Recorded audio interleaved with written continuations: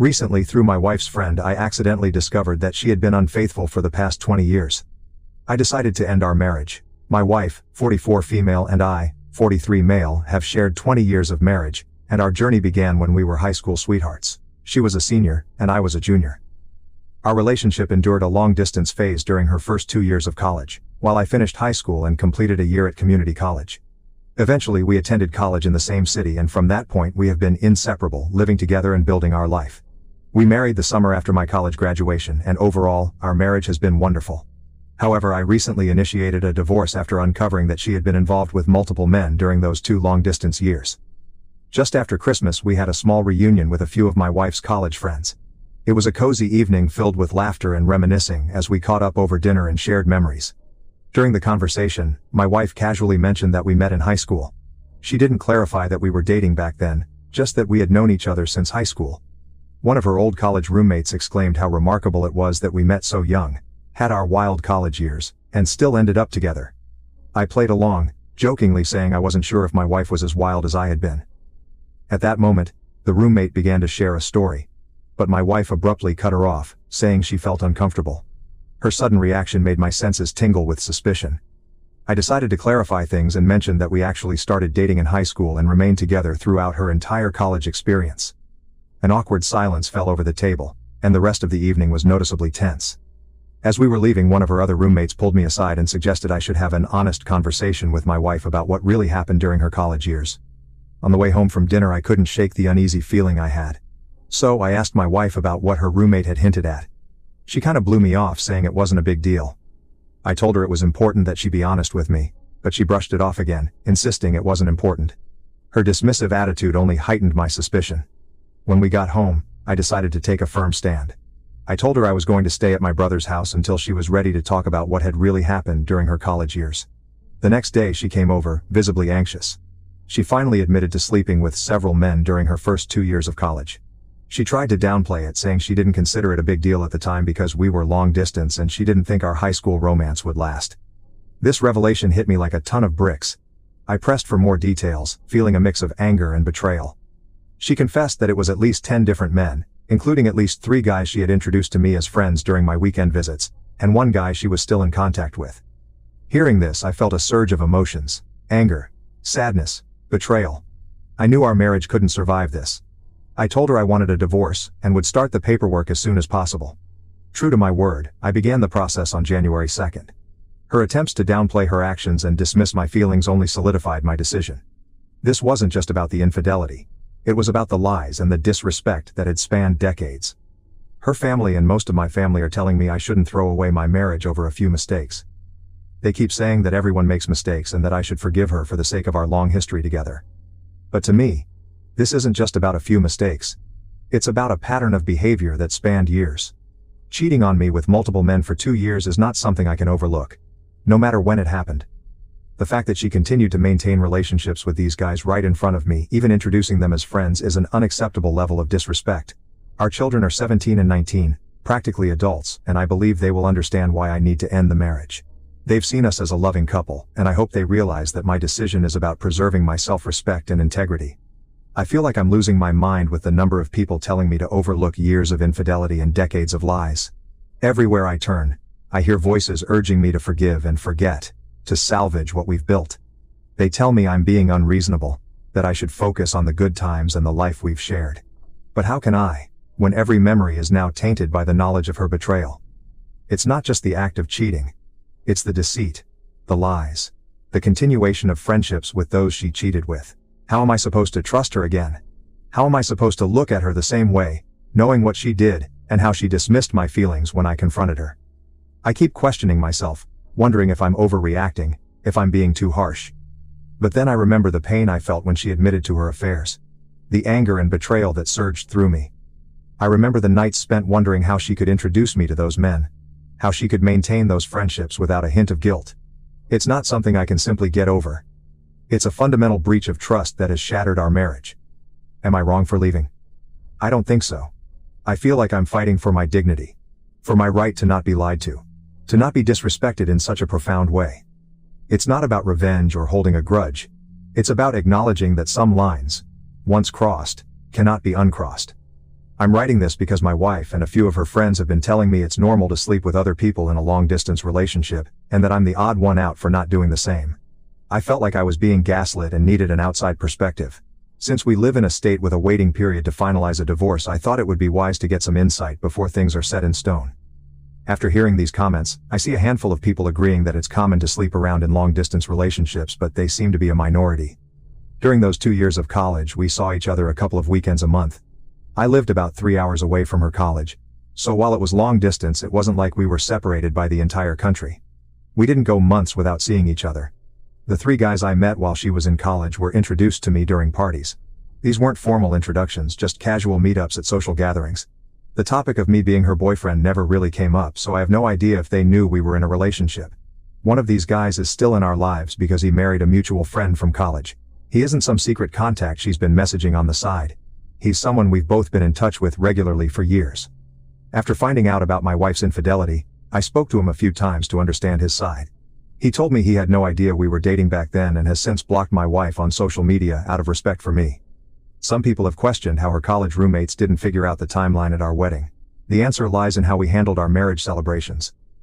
My wife and I had a very small ceremony with just close family in Texas. Later we went back to the East Coast and threw a big party for our friends. We skipped the typical wedding reception traditions where couples share details about how they met and their journey together. Because of this, her roommates never pieced together that we started dating before she went to college. They seemed to assume that we only started dating during the year we both lived in the same city, and then moved in together. This gap in their understanding explains why they never questioned the timeline or suspected any infidelity. I was open to therapy or some kind of attempt to save the marriage. I genuinely believed that with some effort we might be able to work through this. But her constant insistence that what she did was perfectly normal and that I'm the one who's overreacting has been too much for me to handle. She keeps telling me that sleeping with other people in a long-distance relationship is commonplace, and that I'm being unreasonable. The only time she showed any remorse or even offered to reconcile was when I started filing the divorce paperwork. That brief moment of contrition quickly evaporated, and in the last week, she's reverted to her original stance, insisting that she's right and I'm overreacting. This back and forth is why I feel like I'm being gaslit. It seems so obvious to me that her actions were a major betrayal. Yet I've got my wife and others telling me that it's normal and that I'm the one who's making a big deal out of nothing. Her dismissive attitude only adds to my confusion and frustration. I tried to communicate how deeply her infidelity hurt me, hoping she would understand the gravity of the situation. Instead, she minimizes my feelings, treating them as an overreaction to something trivial. It's like she's rewriting the rules of our relationship and expecting me to accept them without question. This constant invalidation of my emotions is maddening.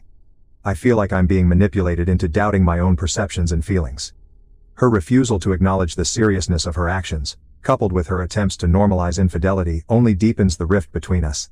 It's not just the cheating itself, but her inability to recognize why it's a big deal and why I feel so betrayed.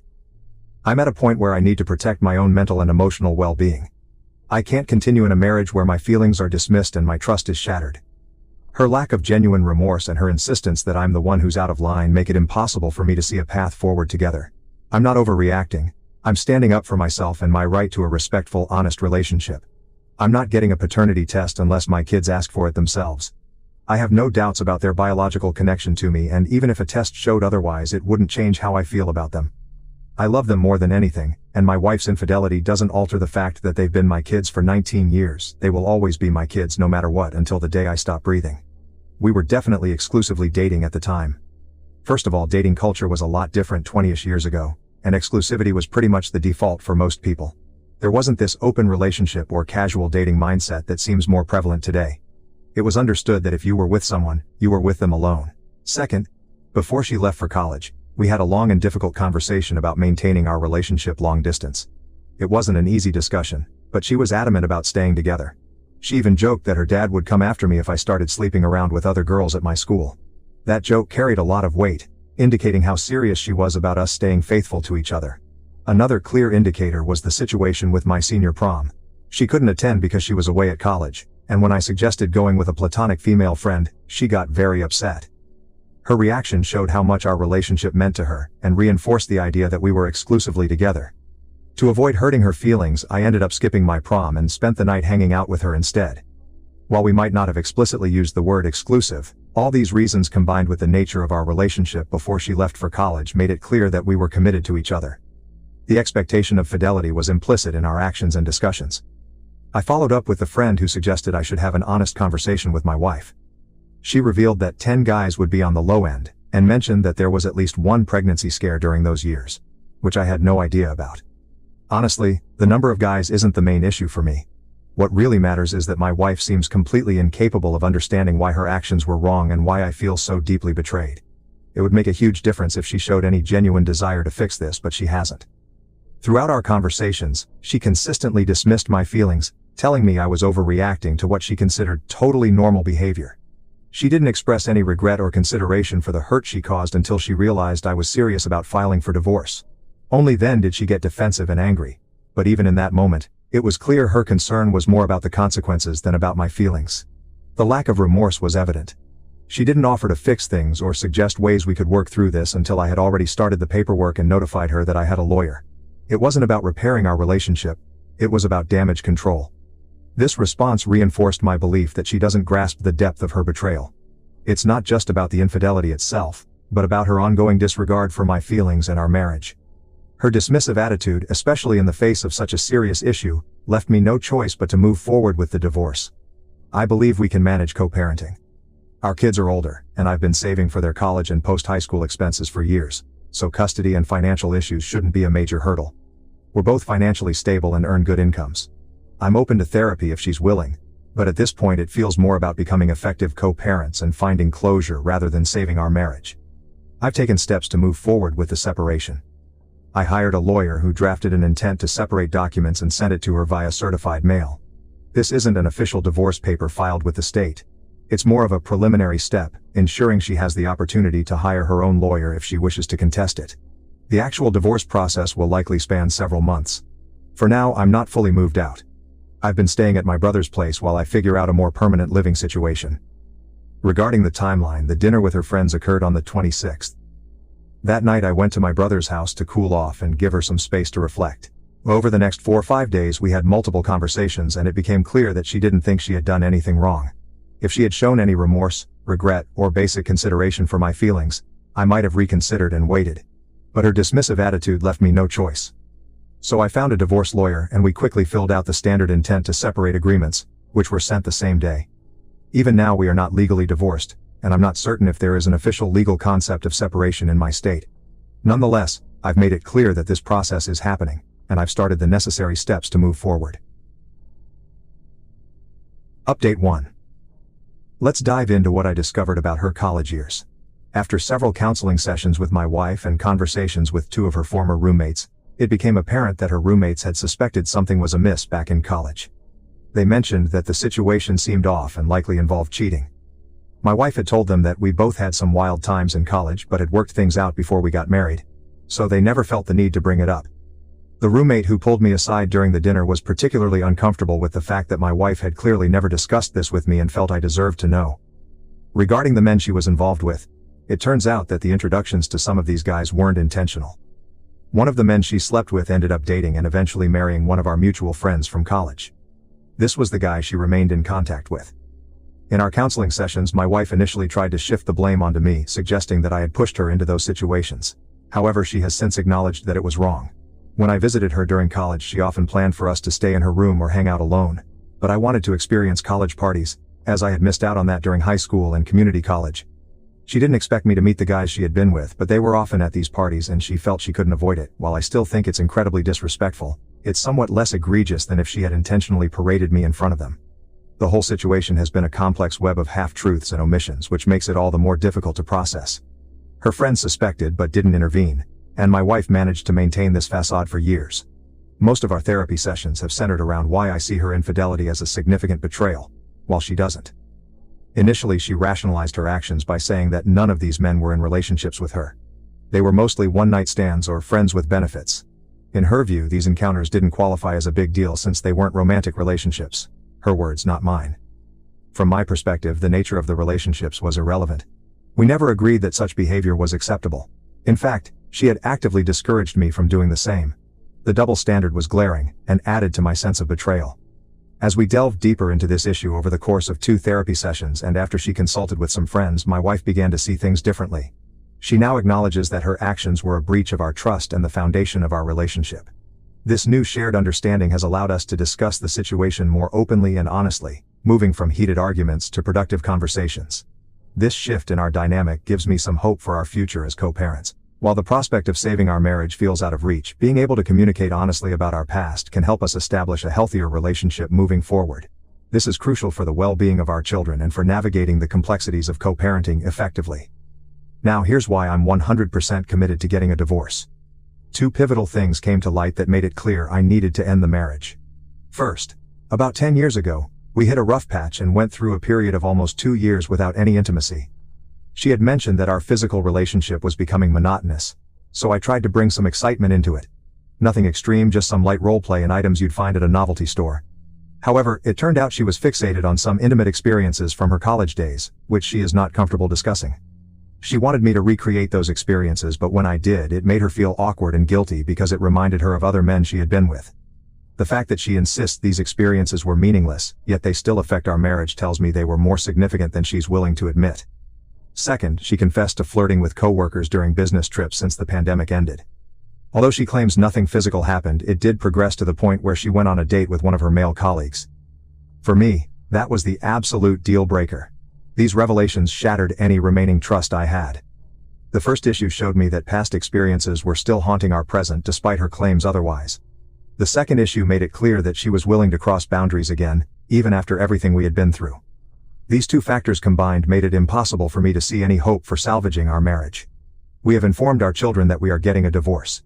We explained to them that it stemmed from some bad decisions made during college, decisions that we've been unable to move past. During the conversation, my 19-year-old, who is currently in college, directly asked if I had been unfaithful to my wife while she was away at school. This question caught my wife off guard, but she bravely admitted to our children that she was the one who cheated. We have both agreed to refrain from sharing any more details with the kids. It's essential to protect them from the more painful aspects of our past. I reassured them that despite the separation, both of us remain fully committed to being there for them. I emphasized that we are in therapy to ensure we handle the divorce in the best possible way for our family's well-being. Furthermore, I made it clear to the kids that if they ever feel the need to talk about the situation, whether with us or a therapist, they have my full support. I want them to know they can express their feelings and seek help without any hesitation. It's crucial for them to understand that their emotional health is a top priority for both of us, and we are doing everything we can to navigate this difficult time together as a family. We've begun discussions with a mediator to figure out the best way to proceed with the divorce. Unless something changes, it looks like we can part ways amicably. Both of us are financially stable, free of major debts, and with our kids being older, custody isn't a significant concern. The past few months have been tough, but I'm managing. I'm actually thankful that my last post gained so much attention. It validated my feelings and pushed me to seek counseling with my wife. To be fair, my 19-year-old daughter has had her share of difficult relationships. She's been hurt by boyfriends who either cheated on her or abruptly left her for someone else. Given her past experiences with untrustworthy men, it's understandable why her initial thought might be that I was the one who cheated. Adding to her suspicion is the fact that I was the one who left the house. In her eyes, seeing her father leave the family home might have seemed like an admission of guilt or wrongdoing. Her experiences have understandably shaped her perspective, making it easier for her to believe that I could be at fault. When cheating came up, my wife made it clear that she was the one who being unfaithful. To be honest, I'm not overly concerned about the narrative here. From what I can tell, my wife hasn't said anything negative about me to our kids. Moreover, considering her recent admissions of flirting and cheating, along with her readiness to file for a joint, amicable divorce after just 6 weeks and 3 counseling sessions, it seems she was more prepared to move on than I was. This readiness on her part makes the logistical aspects of the divorce smoother, but it does sting a bit to see her having an easier time walking away from a 20-year marriage than I am. I'm fairly certain she's already looking for a new partner. During our meeting with the equitable divorce mediator, she explicitly mentioned that we are still married until the divorce is finalized and that any infidelity before that date could jeopardize our amicable settlement. This statement struck me as somewhat ironic given that our divorce is rooted in infidelity. Nevertheless, my soon-to-be ex was visibly annoyed when this topic came up. Additionally, I suspect that my current living situation, crashing in the guest room, might be hindering her prospects of moving on quickly. At the end of the day, I'm doing my best to come to terms with the end of our marriage. I've been attending therapy on my own, in addition to our couples sessions to help me cope. I'm mentally bracing myself for the likelihood of encountering the coworker she only dated again.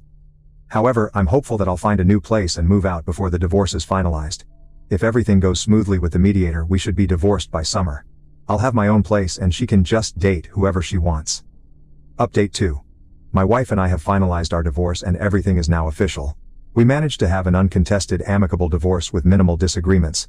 Our lawyers collaborated to draft the plan through mediation, and a judge signed off on it a few weeks ago. Ultimately, the divorce process was straightforward. The only significant complication was related to our 17-year-old who was adamant about staying with me due to the deterioration of their relationship with my ex-wife. Initially, my wife resisted, ready to challenge the uncontested divorce. However, our son made it clear that she could either allow him a few months to process and rebuild their relationship or force him to stay with her until he turned 18 and risk never seeing him again. Although I felt my son's stance was a bit harsh, it did prompt my wife to back down. We moved forward with the agreement that I would have primary physical custody until his birthday later this year. Throughout this period, I've encouraged my son to remain open to mending his relationship with his mother. Despite the actions she took before he was born, she did care for and love him for 17 years. As the divorce proceedings advanced, I noticed my son spending more time with my ex-wife, which gives me hope that they will eventually reconcile. This has been a challenging time for all of us, but I'm optimistic that, with time, they will be able to rebuild their bond. In the end, we divided our retirement funds and investments equally, 50-50. My wife really liked the house, whereas I didn't, so she kept the house and most of the furnishings. To balance things out, she took out a mortgage to pay me back for half of the equity and half of the estimated replacement value of the furniture. Most of our other belongings were easy to split. She kept her car, I kept mine, and we divided our personal items like my music gear and her hobby equipment along with clothing and personal effects. For anything that was harder to divide, we agreed to sell it and split the profits. Thankfully, we had already documented most of our valuable items and electronics for an insurance rider we added to our home insurance a few years ago, which made this process smoother. Things have been going well for me personally. Both of my kids spend most of their time at my place, and we have maintained a close relationship, which was my biggest concern during the divorce. I'm relieved and grateful that this bond remains strong. I've moved into a new house that I truly love, a place that feels like a fresh start. In a nod to my midlife crisis, I traded in my old minivan for a sleek Lexus LC550, a decision that has brought a surprising amount of joy. On another positive note, a woman at work, someone from a different department so we don't work directly together, invited me out for a coffee date. I was upfront with her, explaining that I'm not ready to date just yet. She was understanding and graciously offered to take a rain check, expressing her willingness to go out with me when I'm ready. This invitation was a pleasant surprise. She's incredibly smart, has a great sense of humor, and our professional roles are distant enough that there's no awkwardness at work. My ex and I are still attending couples counseling, but now it's focused on achieving closure for our marriage and ensuring we can co-parent effectively. These sessions have been invaluable for processing everything and maintaining a healthy, positive environment despite the circumstances. However, they've also confirmed that divorce was the right decision. It's become evident through our discussions that my wife began dating as soon as the divorce process started, indicating that whatever love we had was already fading. I'm pretty sure the co-worker she claimed was just a friend even dropped her off at our recent session. Surprisingly, this didn't really upset me, which is a clear sign that I too was ready to move on from the marriage.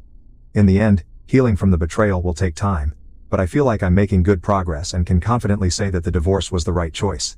I've shed more tears in the past 4 months than in the last 20 years combined, but for the past month, I've genuinely felt good about myself for the first time in a long while. I'm enjoying my newfound independence, staying busy helping my 17-year-old prepare for college in the fall and looking forward to a coffee date with a smart, funny woman in a month or two. The journey through our divorce taught me the value of honest communication. Looking back, I wish we had been more transparent with each other from the start. Honesty could have prevented some of the pain we both ended up feeling. It's a lesson I'll carry forward in all my future relationships, romantic or otherwise. Most importantly, I've discovered the strength within myself to rebuild and move on. Despite the heartache, I've started to feel genuinely good about myself again. Thank you for watching. If you haven't subscribed yet, please do so and hit the notification bell to stay updated with more shocking real-life stories happening around you.